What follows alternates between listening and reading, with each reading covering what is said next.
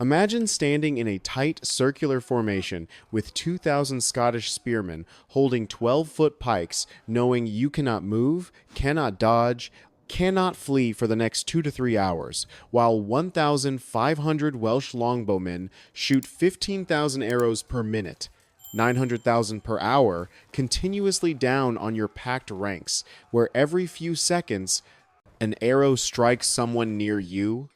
The man to your left falls with an arrow in his throat.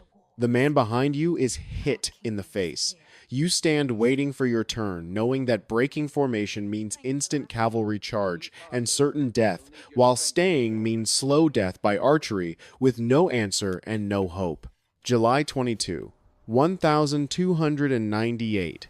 The Battle of Falkirk, where King Edward I of England, with 15,000 troops including 3,000 heavy cavalry and 1,500 Welsh longbowmen, systematically destroyed William Wallace's 10,000 Scottish spearmen through massed longbow archery that turned defensive schiltron formations into killing pens.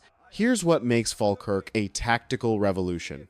Wallace, age 33, Guardian of Scotland, victor of Stirling Bridge 10 months earlier, where he destroyed 15,000 English, formed his 10,000 men into 4 massive circular schiltrons, approximately 2,000 to 2,500 men, each standing shoulder to shoulder with 12-foot pikes pointed outward, creating defensive hedgehogs designed to stop cavalry charges. Edward I Longshanks, age 59, Hammer of the Scots, recognized schiltrons were impenetrable to cavalry, but fatally vulnerable to missile fire.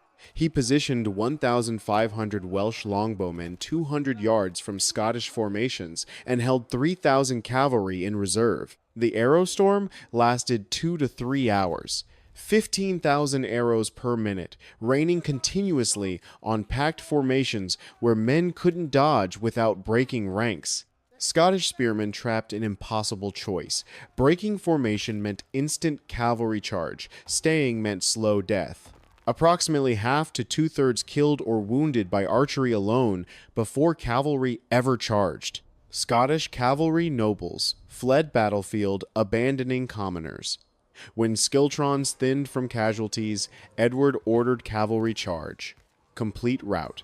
Result: 4,000 to 5,000 Scottish dead, 40 to 50% of army, nearly 1% of Scotland's entire population, versus 200 to 300 English casualties. Wallace's reputation destroyed, longbow supremacy established for next century. To understand why Falkirk became the catastrophic reversal that destroyed William Wallace's military reputation and established English longbow supremacy for the next century, you need to understand the impossible position Wallace occupied in 1298, following his legendary victory 10 months earlier. The 11th of September 1297, the Battle of Stirling Bridge, where Wallace achieved the tactically impossible. His 10,000 Scots destroyed an English army of 15,000 by using terrain to negate English cavalry superiority with brutal effectiveness. Wallace had waited patiently while English forces crossed a narrow bridge over the River Forth, then attacked precisely when only half had crossed, trapping them on the north bank with the river at their backs. What followed was systematic slaughter. English knights in heavy armor drowned, trying to escape back across the bridge. English infantry were cut down in thousands on the north bank, with nowhere to retreat. Among the dead was Hugh de Cressingham, Edward I hated treasurer in Scotland, whose body Wallace personally had skinned, the skin later made into a sword belt as ultimate insult. That victory electrified Scotland, drove English garrisons out of most of the country, and made Wallace a national hero seemingly overnight. He was declared Guardian of Scotland, effectively military dictator ruling in the name of exiled King John Balliol. But Wallace's position was precarious from the start. He was a commoner, not nobility, which meant Scottish lords deeply resented taking military orders from someone beneath their social station. His authority came entirely from military success and reputation, meaning one significant defeat would destroy him politically. Worst of all, his humiliating victory at Stirling Bridge had personally enraged King Edward I, who had been campaigning in France during the disaster. Edward returned to England absolutely furious, determined to crush Scottish resistance permanently and execute Wallace personally in the most brutal manner possible. King Edward I was 59 years old in 1298 and one of medieval Europe's most effective, ruthless military commanders. He had spent decades systematically conquering Wales, building a network of massive stone castles to hold Welsh territory permanently, and crucially, integrating Welsh longbowmen into English armies as professional soldiers. These longbowmen were not the English yeomen who would later dominate Crecy and Agincourt. They were Welsh professionals, men from South Wales who had learned archery fighting against English conquest for years and were now employed by their conquerors as specialized troops. A Welsh longbow was made from yew wood, stood 6 feet tall, and required a draw strength of 80 to 100 pounds, far more powerful than the crossbows common in continental European armies. A trained longbowman could shoot 10 to 12 arrows per minute accurately, at ranges up to 250 yards. The arrows had bodkin points, narrow steel tips, specifically designed to penetrate chainmail and even pierce plate armor at close range through sheer kinetic energy. When masked longbowmen shot in coordinated volleys, they could literally darken the sky with arrows and shatter infantry formations through sheer overwhelming volume of fire. Edward understood from his Welsh campaigns that infantry armed with spears and pikes, no matter how brave or disciplined, could not advance through sustained arrow storms. He had used Welsh longbowmen devastatingly in his Welsh campaigns and knew their tactical potential. Now he would use them to systematically destroy Wallace's schiltron formations. In spring and summer 1298, Edward assembled the largest army he had ever personally led into Scotland. 15,000 men, including 3,000 heavy cavalry, 10,000 infantry, and, crucially, 1,500 Welsh longbowmen. He marched north from England in July, moving methodically through Scottish lowlands, systematically burning crops and villages to deny supplies to Wallace's forces through scorched earth tactics. Edward's strategy was deliberate: force Wallace to fight a pitched battle in open terrain. If Wallace retreated and reverted to guerrilla warfare, Edward could occupy southern Scotland but couldn't claim decisive victory that would break Scottish resistance permanently. If Wallace stood and fought conventionally, Edward believed English cavalry combined with Welsh arrows would destroy the Scottish army completely. Wallace faced an impossible strategic choice with no good options: fight and risk catastrophic defeat, or retreat and watch Scotland be occupied again by English forces. He chose to fight, believing his schiltron formations could withstand English assault through defensive discipline. He positioned his 10,000-man army near Falkirk in central Scotland, using Calendar Wood Forest as cover, and waited for Edward's approach with grim determination. When English scouts located the Scottish army on July 21st, Edward prepared for immediate battle despite serious logistical problems. His army hadn't eaten properly in days because Wallace's scorched earth tactics had systematically destroyed food supplies throughout the region. Some English soldiers were near mutiny from hunger and exhaustion. But Edward knew strategically that if he delayed, Wallace might escape into the forests or mountains where English cavalry would be useless. He ordered his entire army to march immediately despite exhaustion and hunger, tactical urgency overriding soldier welfare.